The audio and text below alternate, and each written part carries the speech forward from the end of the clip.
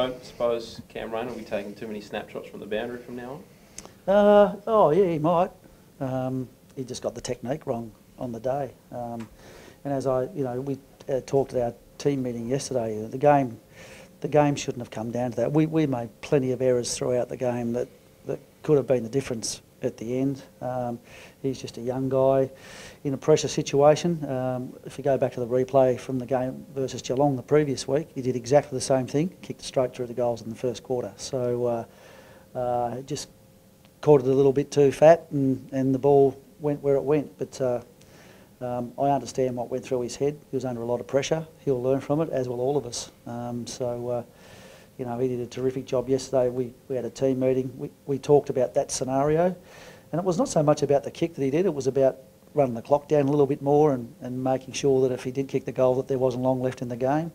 But he actually mostly ran that session with the players and talked about what he learnt from the situation, so that if he or anyone else finds themselves in that place again, that they know what to do. Is it the ironic thing that he misses that goal and you lose, but the ironic thing is there's probably a better lesson out of it for him? If he kicks it, we're playing the long game at the moment here at this club. We're trying to be a great team in the next few years, so it's better to learn those lessons now than it is on the big stage. So that's how we treated it. He seemed very devastated initially, right then, when there was those shots of you consoling him and Hodge consoling him. But I guess it shows the maturity of him. To 2 days later, he's leading the team meeting, going through that moment. He's able to move on quite quickly. Yeah, he's a resilient sort of a character, Cam. That's why we took him at number one. There's a lot of pressure that comes with that position, and the main thing is that all things that happen to you in your life, you learn a lesson, which is what he's done. And you could see after the game that he was genuinely upset. He knew straight away that perhaps he didn't handle the situation as well as he could have.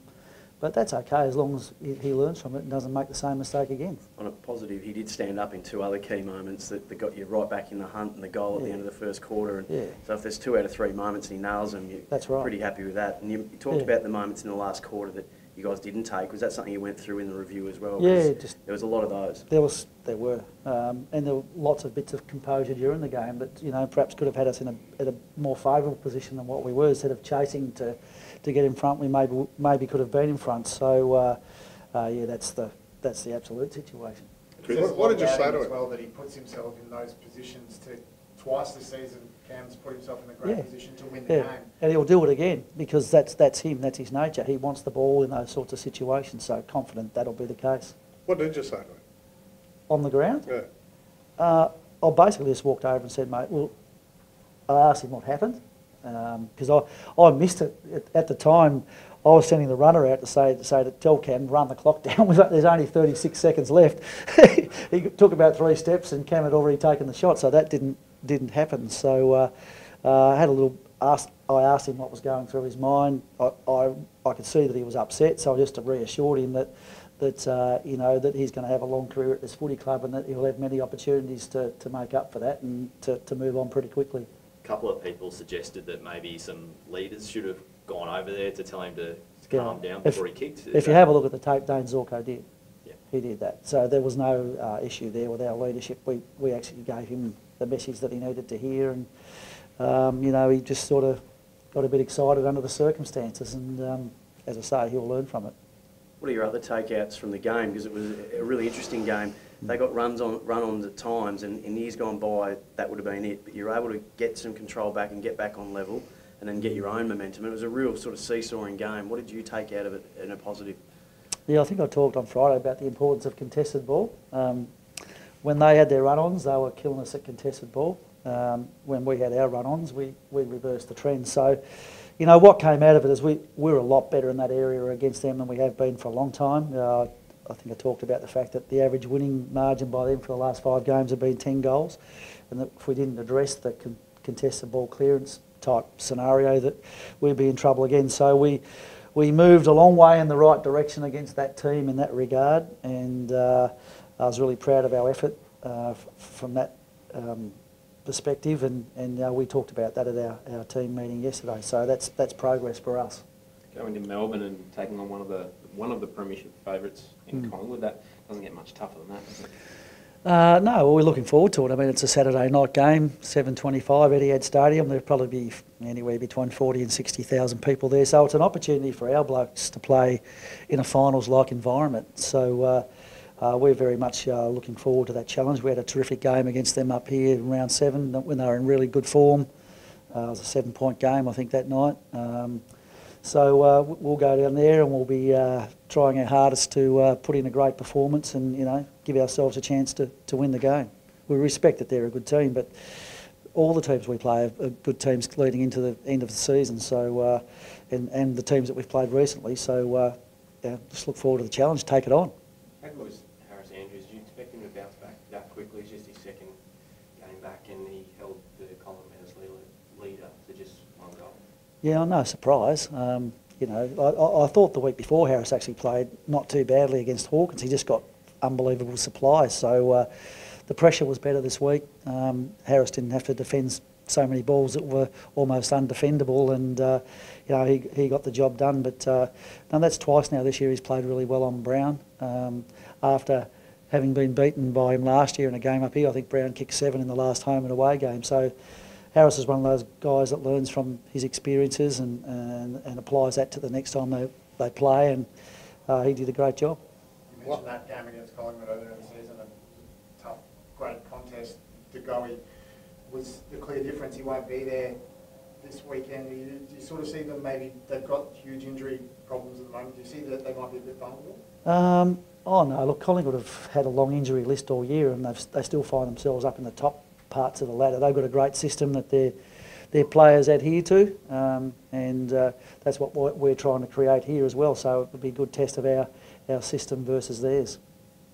It was pretty free scoring, I think, wasn't it? Yeah, it was a great game. People talk about that as one of the games of the season. You know, I think we kicked about 114, they kicked about 117, something like that. It was an open, free-flowing game, highly skilled. Not sure what it'll be like this week.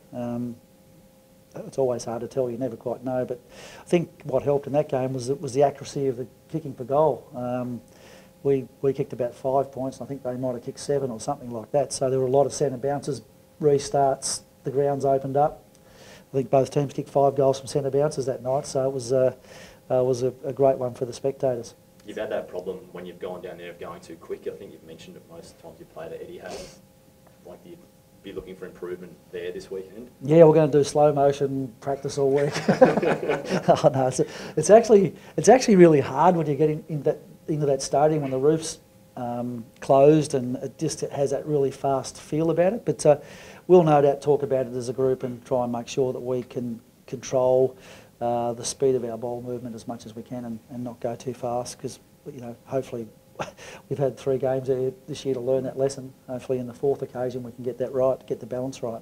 If you're involved in think tanks on the future of the game and all those sort of things, in the wake of the gaff hit on Brayshaw, do you think the game needs a red card or something like that? Yeah, look, it's something we need to talk about. When you lose a player to something that's a bit untoward, it's probably only fair that the player who does it can't come back onto the ground. So no doubt all the it's getting talked about plenty, so no doubt will be a topic. The issue always is if someone gets something, if they make a decision to give somebody a red card and it proves to be the incorrect decision and it causes you to lose a game, or worse still causes you to lose a final, then there'll be lots of discussion about that too. So it's just one of those things that needs to be well thought out, I think, and no doubt it will be talked about. Interesting round when it came to watching how coaches manage individuals. You know, yourself and Cam Rayner, and you saw Adam Simpson go down and speak to Gaff after the incident. You saw Ross Lyon addressing players and making sure that please don't take this too far.